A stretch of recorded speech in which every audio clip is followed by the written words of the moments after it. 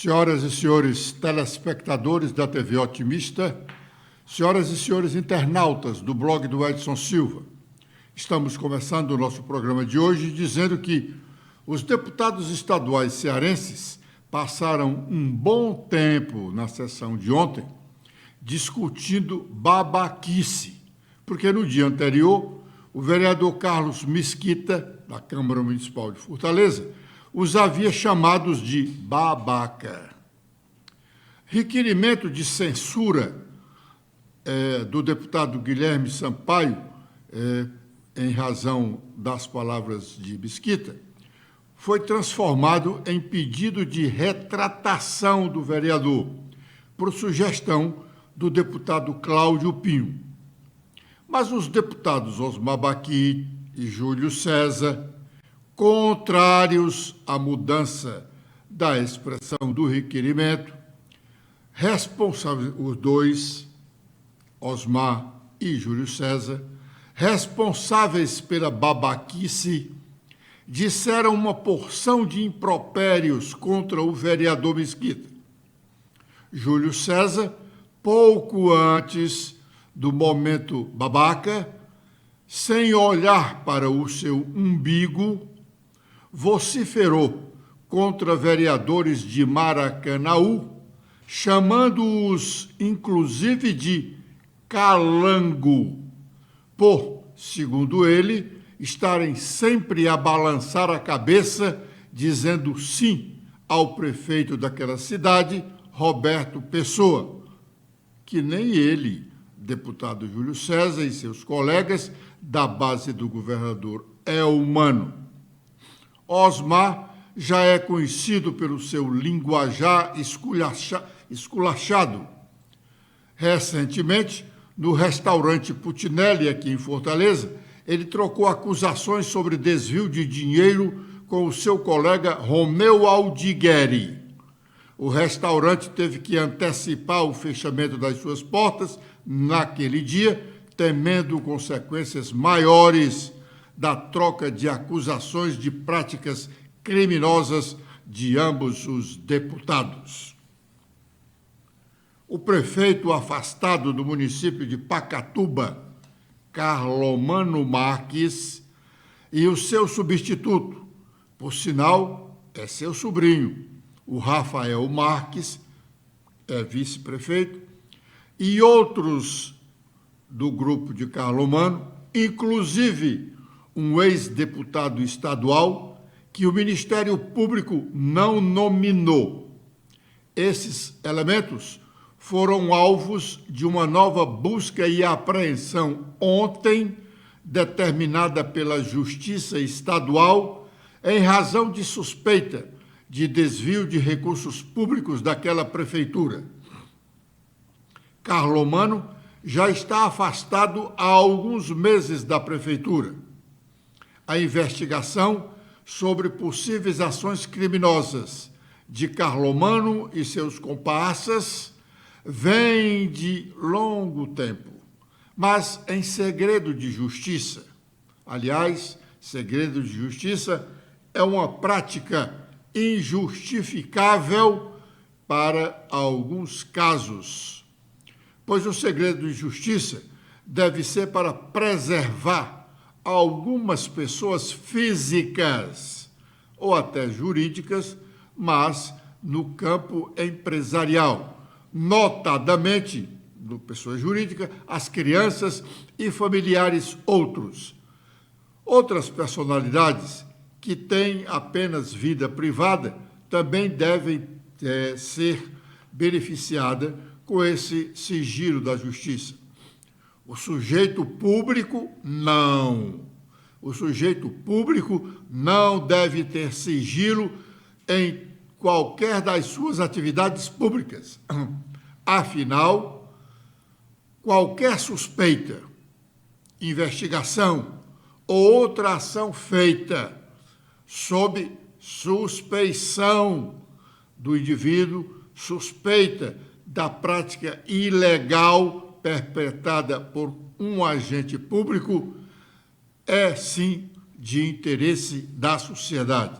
Portanto, essa investigação, Esse processo-crime não deve tramitar em segredo de justiça.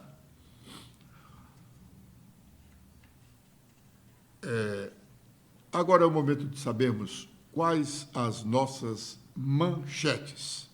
Letícia. Olá, Edson. Olá a todos que acompanham o nosso programa desta sexta-feira. Com as atualizações feitas no nosso blog, temos que o presidente do Senado Federal, Rodrigo Pacheco, diz que os ministros do Supremo não se sobrepõem ao Congresso e ao Planalto. De acordo com o senador, a proposta, a PEC, tem embasamento técnico, foi amplamente debatida com a sociedade e por senadores e busca o equilíbrio entre os poderes. Essa PEC que limita as decisões monocráticas dos ministros do Supremo Tribunal e outros tribunais. Ele argumenta ainda que a própria Constituição prevê que as declarações de inconstitucionalidade de leis devem ser tomadas pela maioria absoluta do colegiado, o que não vem sendo, segundo ele, cumprido aqui no nosso país. Também temos que o presidente da República retoma na próxima semana o cumprimento de agenda internacional. Antes de desembarcar nos Emirados Árabes, onde participará da COP28 da ONU, que começa no próximo dia 30, Lula visitará a Arábia Saudita e o Catar, acompanhado de ministros e também da primeira-dama. Essa é a retomada de viagens do presidente após a cirurgia que ele fez no quadril. E Lula também anuncia a indicação de Leonardo Magalhães para a Defensoria Pública da União. Ele indica Magalhães, que é mineiro e exerce função de defensor federal há 15 anos, com atuação em diversas áreas, entre elas a de defensor público interamericano, junto com a Comissão e a Corte Interamericana de Direitos Humanos. Essa é a segunda indicação do presidente da República, sendo que no mês passado ele havia indicado Igor Roberto Albuquerque e o Senado Federal rejeitou esse nome. Segundo o presidente, ele admitiu que faltou a articulação em torno do nome de Igor Roberto Albuquerque. Agora, com os destaques nacionais, iniciando pelo Estadão, temos em principal manchete que Arthur Lira, presidente da Câmara, vai segurar proposta que limita poderes de ministros do Supremo, pelo menos até o fim do recesso da Casa Legislativa. O presidente quer ganhar tempo na tentativa de esfriar essa polêmica, mas ele será pressionado pela bancada do agro e também da bala. Agora, com os destaques do Globo, temos em principal destaque o jogo de ganha-ganha. Autor de projeto da desoneração da Folha diz que vai trabalhar pela derrubada do veto do presidente Lula. Sobre relatório do FBI, o OCF recomprou o relógio do Rolex dado a Jair Bolsonaro com dinheiro vivo. Agora, com as últimas da Folha de São Paulo, o ministro da Fazenda, Fernando Haddad, disse que o governo apresentará a proposta até o fim do ano para substituir a desoneração. O ministro convocou entrevista para defender a aprovação de fim de submissão do ICMS e outras medidas pró-arrecadação. O STF e o Senado elevam troca de críticas em disputa que atinge o governo e também o Partido dos Trabalhadores. Bom, agora é o momento de fazermos o nosso primeiro intervalo e já estaremos de volta com a sequência do nosso programa.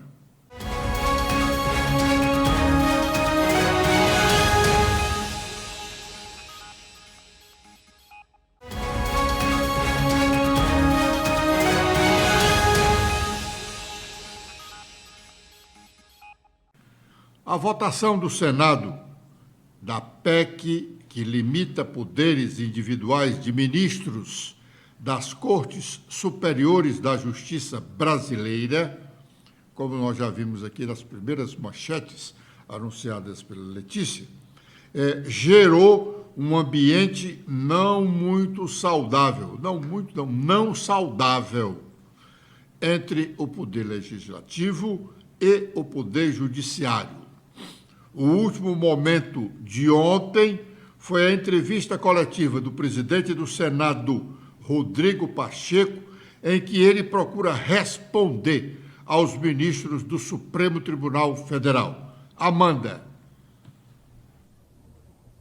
Olá, Edson. Olá, internautas do blog Edson Silva. Ontem, em coletiva, Pacheco declarou que a decisão pela aprovação da PEC foi tomada dentro dos critérios e com base social, para permitir uma mudança na Constituição que garanta algo simples e básico.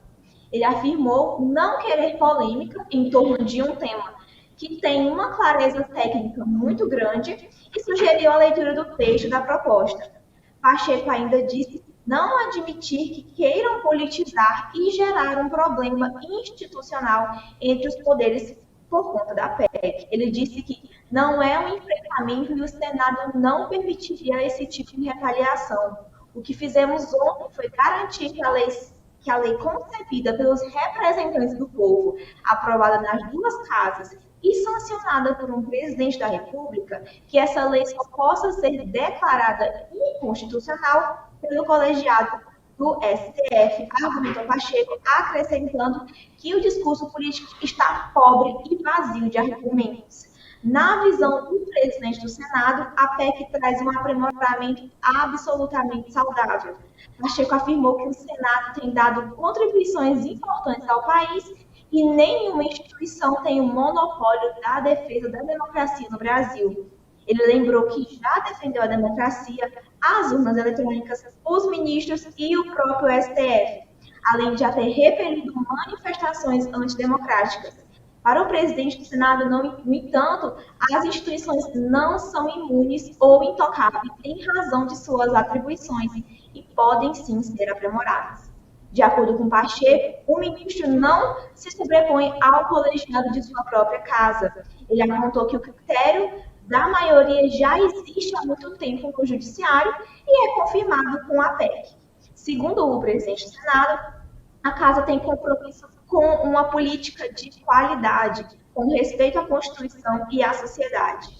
Ele também reafirmou seu respeito com o Supremo, mas registrou que o Senado tem a mesma coragem cívica e o mesmo compromisso com o Brasil, com o STF. Pacheco ainda refutou os ataques gratuitos que recebeu e disse que o Senado está buscando promover o equilíbrio entre os poderes. Ele falou que não me permito ao debate nem polemizar as declarações dos ministros, porque considero que o STF não é uma casa política, é uma casa que deve julgar, aplicar a justiça, defender a Constituição e o que os brasileiros devem confiar, afirmou ele. Bom, eu acho que foi muito boa, dura, mas, porém, oportuna a declaração do presidente do Senado Federal. Os ministros se melindraram porque perderam prestígio. O Supremo não foi diminuído, não será diminuído se essa PEC realmente vier a ser aprovada também na Câmara dos Deputados. E poderá ser, mas não logo agora, vai demorar um certo tempo. Os ministros perderam prestígio porque uma liminar vale muito. Uma liminar vale pelo tribunal. Uma liminar vale pela decisão do tribunal. Uma liminar do desembargador aqui pode passar 5 anos com o processo guardado. Como uma liminar do ministro do Supremo Tribunal Federal, idem. Aliás, teve uma época aí que o ex-presidente do Supremo guardou um processo durante muitos anos. No caso da ajuda de custo para a moradia dos juízes. Quem não lembra desse processo, que foi uma liminar do ministro Fux, ele passou o tempo dele na presidência e não levou o processo ao plenário. Então, a liminar deve ser dada nos casos que a lei permite e o caso exija, mas não é uma decisão ad eternum. O que chamam aí na justiça é uma decisão interlocutória, é uma decisão passageira, uma decisão que o juiz tem que dar quanto à tramitação do processo. Mas os ministros do Supremo Tribunal Federal, sobretudo Luiz Roberto Barroso, Gilmar Mendes, que é decano da Corte, e Alexandre de Moraes, presidente do Tribunal Superior Eleitoral, antes do início da sessão de ontem da Corte, fizeram duros pronunciamentos contra a decisão do Senado. até em tom de ameaça, os de Barroso e Gilmar Mendes. O primeiro a falar foi o presidente do Supremo, ministro Luiz Roberto Barroso. Vamos ouvi-lo. É inevitável que o Supremo desagrade segmentos políticos, econômicos e sociais importantes, porque ao tribunal não é dado recusar-se a julgar questões difíceis e controvertidas. Tribunais independentes e que atuam com coragem moral não disputam torneios de simpatia. Interpretar a Constituição é fazer a coisa certa, mesmo quando haja insatisfações. Porque assim é, não há institucionalidade que resista se cada setor que se sentir contrariado por decisões do tribunal quiser mudar a estrutura e funcionamento da Corte. Não se sacrificam instituições no altar das conveniências políticas. O Senado Federal e seus integrantes merecem toda a consideração institucional do Supremo Tribunal Federal. E, naturalmente, merecem respeito às deliberações daquela Casa Legislativa. Porém, a vida democrática é feita do debate público constante e do diálogo institucional, em busca de soluções que sejam boas para o país e que possam transcender as circunstâncias particulares de cada momento. Nesse espírito de diálogo institucional, o Supremo Tribunal Federal não vê razão para mudanças constitucionais que visem a alterar as regras do seu funcionamento. Num país que tem demandas importantes e urgentes, que vão do avanço do crime organizado à mudança climática, que impactam a vida de milhões de pessoas, nada sugere que os problemas prioritários do Brasil estejam no Supremo Tribunal Federal. Até porque as mudanças sugeridas já foram acudidas, em sua maior parte, por alterações recentes no próprio regimento do Supremo. Nos últimos anos, o Supremo Tribunal Federal enfrentou o negacionismo em relação à pandemia, salvando milhares de vidas. O negacionismo ambiental, enfrentando o desmatamento da Amazônia e a mudança climática, bem como funcionou como um dique de resistência contra o avanço autoritário. Por esse papel, o tribunal sofreu ataques verbais e a criminosa invasão física que vandalizou as instalações da Corte. Após esses ataques verbais e físicos, o tribunal vê com preocupação avanços legislativos sobre a sua atuação. Nos últimos 35 anos, o Brasil viveu situações institucionais complexas, que em outros tempos teriam levado à ruptura constitucional e democrática.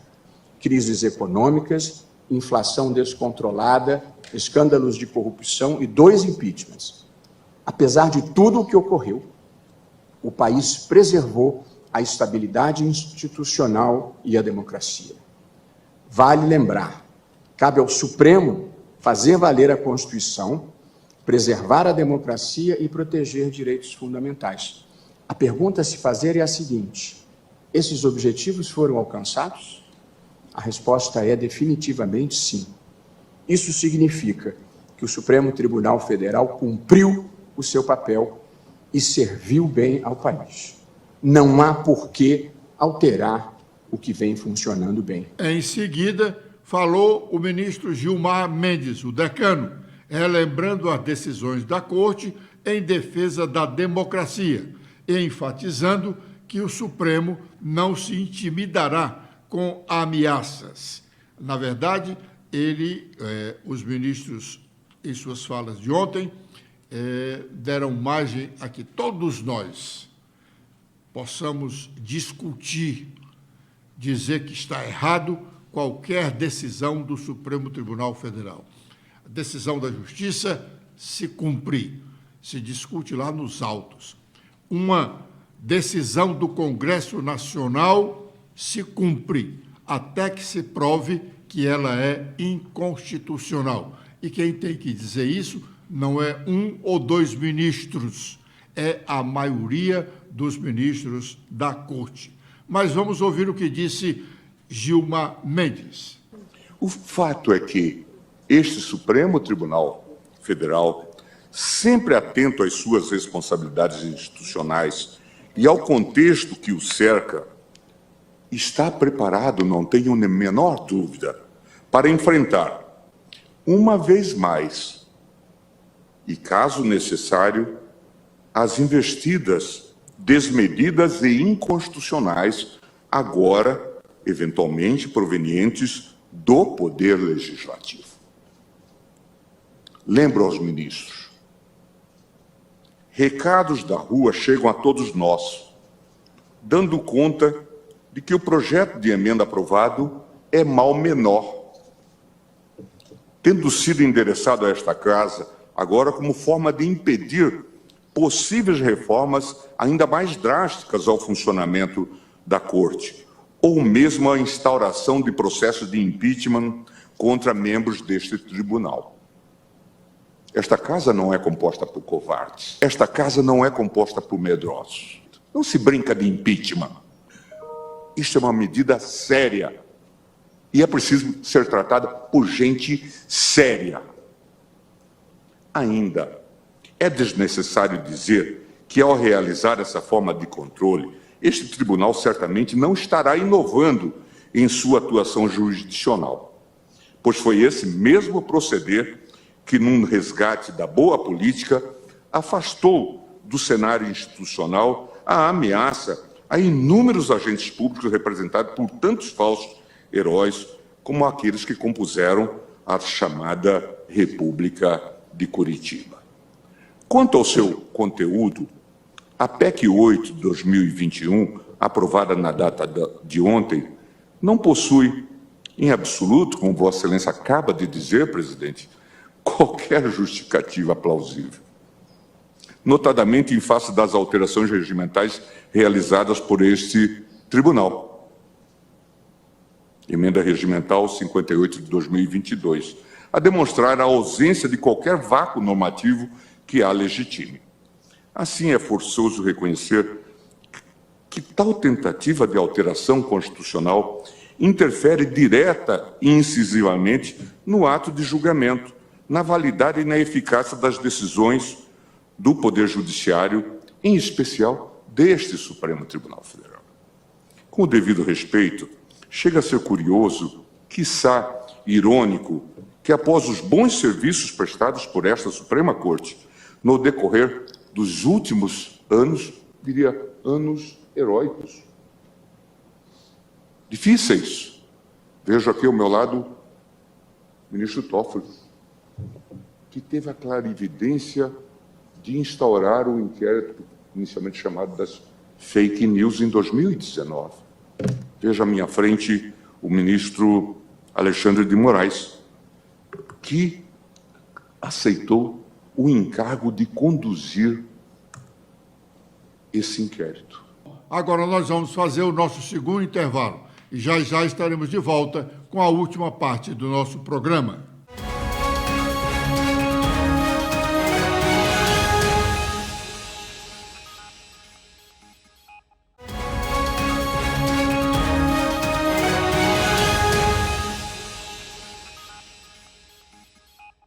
Ontem, na Assembleia, o deputado Cláudio Pinho voltou a reclamar do descumprimento do regimento interno da Casa. Ele disse que era uma balbúrdia o processo de votação na Casa, das sessões, não se cumpre o regimento e ameaçou ir à Justiça. Falou que de decisões irresponsáveis na Casa. Isso ainda vai dar muito motivo para discussão, porque, na verdade, o regimento é desrespeitado, porque os deputados, a mesa da Assembleia e a maioria dos deputados quer ser agradável ao governo e o regimento que vá para as cucuias. Nós estamos encerrando aqui o nosso programa de hoje, prometendo estar de volta na segunda-feira, neste horário. Obrigado. Letícia. Eu também faço meus agradecimentos a todos que acompanharam o nosso programa de hoje. Tenham todos um ótimo final de semana e até segunda-feira.